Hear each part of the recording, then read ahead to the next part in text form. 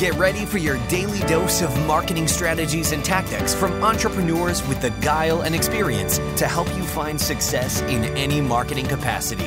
You're listening to Marketing School with your instructors, Neil Patel and Eric Siu.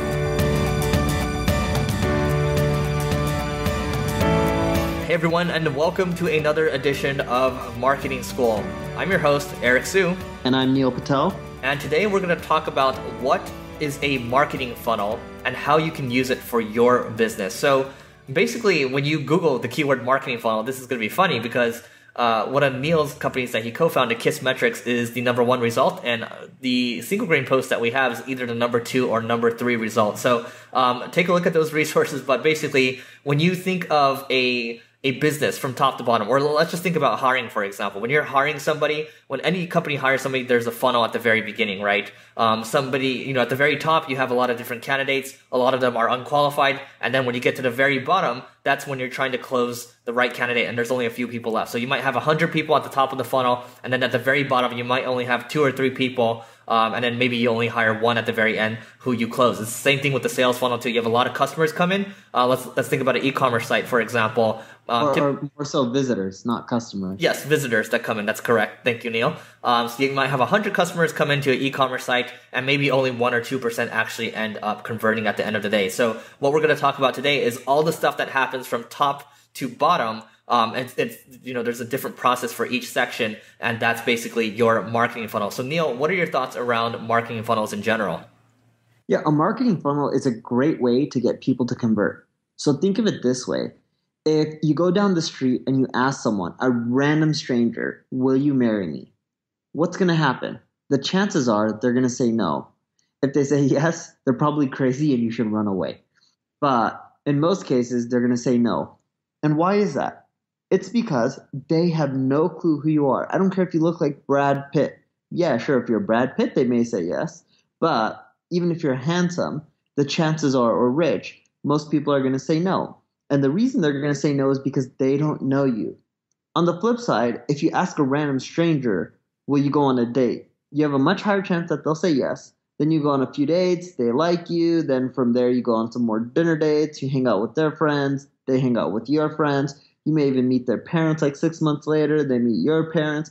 Then a year later, you move into with each other. And then 2 years later, if you ask them, hey, will you marry me? There's a much higher chance that they'll say yes. The same goes with the web. You got to get to know your visitors. The money, in essence, is in the people who say no. They're not buying. But they don't really mean no. They just mean not right now. So if you get to know these people, you collect an email. You can use tools like HelloBar. You can do opt-ins. You can use SumoMe. You can use Bounce Exchange, whatever you want. You collect emails from your site. Then once you collect the emails, if you then educate people, you drip them, you help them out, you make sure that you're building that trust. They get to know you, you get to know them.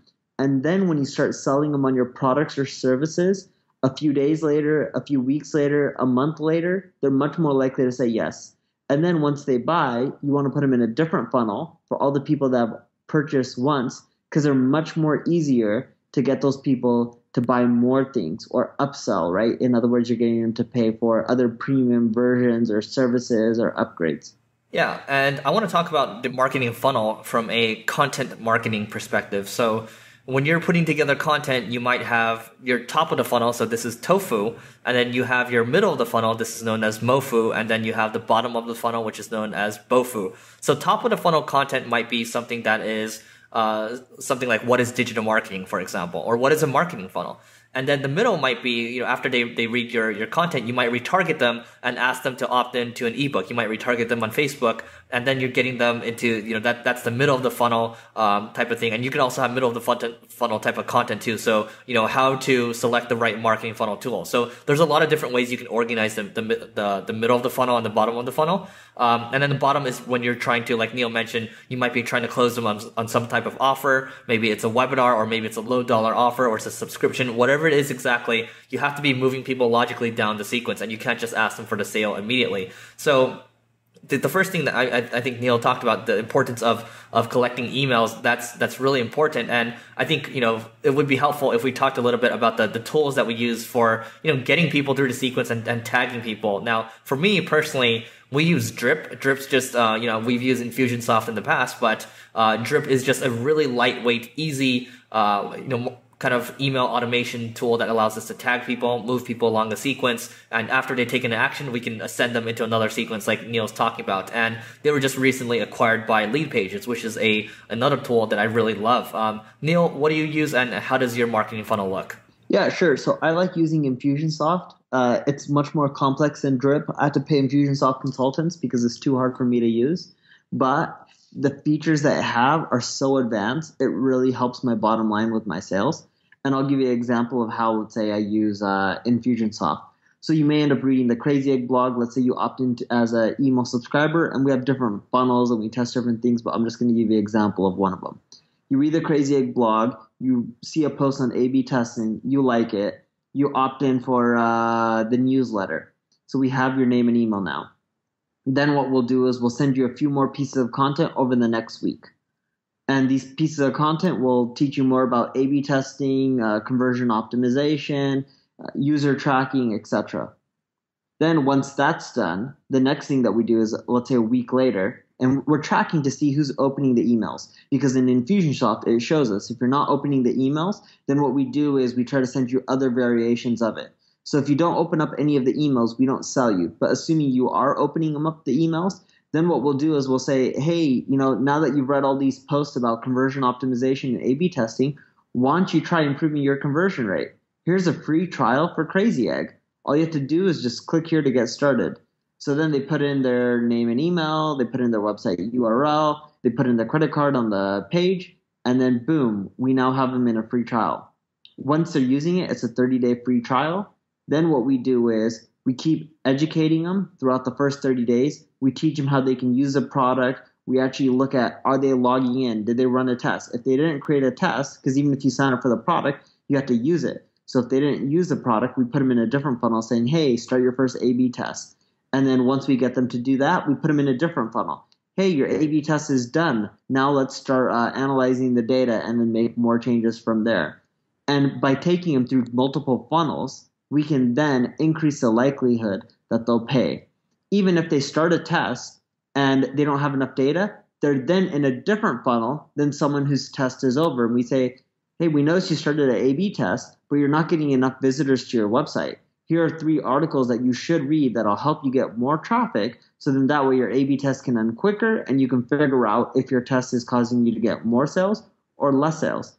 But the beautiful part about Infusionsoft is it lets us track all of these things, and then from there, we can put people into multiple different funnels. And for one product, like let's say a Crazy Egg, we may have 11 or 12 different funnels that we're getting people through. And the reason it's split up like that is if we just had one generic funnel from, hey, you're a blog subscriber, we get you into a free trial, and then hopefully you pay. Well, there's a lot of people who may not even sign up when they're offered a free trial. For those people, if they open up the email, they click through, they get all the way to the checkout page, but they don't continue through, we may push them into a different funnel, say, hey, I noticed you went all the way to the checkout page, but you didn't continue. What's stopping you? Is it that you had to put in a credit card? I'm so confident that you'll get value out of Crazy Egg. I'm willing to let you in on a free trial without a credit card, right? That could be a different funnel. And then once they get up and running and towards the end of the trial, we can be like, look, now that you're using it and you're getting results, if you want to continue pushing forward and growing your sales, you got to put in a credit card. Click here to do so. The concept that Neil's talking about here, the concept of segmentation is really important. And when you're starting out, perhaps you don't need to get too sophisticated. I think the things we're talking about right now, you might be like, oh, well, that's not for me. But let me just put it this way. I know Infusionsoft probably has a trial. I know Drip has a 30-day trial. And guess what? They also have a plan for $1 a month for up to 100 subscribers. And by the way, I'm not affiliated with Drip. I'm just really familiar with how they work. But let's just say you're starting out. You don't have a lot of content out there. If you get somebody to opt in and the first email that comes out, maybe you can ask them a few questions about who they are. Maybe you can say, hey, tell us about who you are. A, you have a business. B, you have a business that does over 5 million or less than 5 million a year. You can start to find out more and more about these people and tailor your messages to these specific audiences. So, you can have, if people click on link A, they're going to be subscribed to, campaign A. If they click on B, they're going to be subscribed to campaign B. So that way you're going to be able to tailor your messaging. And then down the road, when you start to add more and more content, things are going to get a lot more sophisticated. Well, you might need somebody that's good with funnels to come help you put the logic together, because at least for somebody like me who can get pretty disorganized pretty quickly, it can become a task and get pretty messy. And you don't want your funnel to be messy at the end of the day, because it becomes a bad experience. Neil, do you have anything to add before we finish today's episode? When you're doing funnels, as Eric mentioned, keep it simple. Yes, the example I gave you is really complex, and you want to eventually end up getting there, but you want to start out with the minimal viable funnel, get it out there, see if it's helping improve your conversions, and then if it is, then add more to it and make it more complex. But if it's not helping, then you need to keep adjusting the first part of your funnel, right, your top of funnel, and then keep going from there. And once you fine-tune that, then you can start moving down to the middle of the funnel and the end of the funnel. Tofu, tofu, tofu. Eat your tofu. All right. We will see you in the next episode of Marketing School. See you guys tomorrow. This session of Marketing School has come to a close. Be sure to subscribe for more daily marketing strategies and tactics to help you find the success you've always dreamed of. And don't forget to rate and review so we can continue to bring you the best daily content possible. We'll see you in class tomorrow, right here on Marketing School.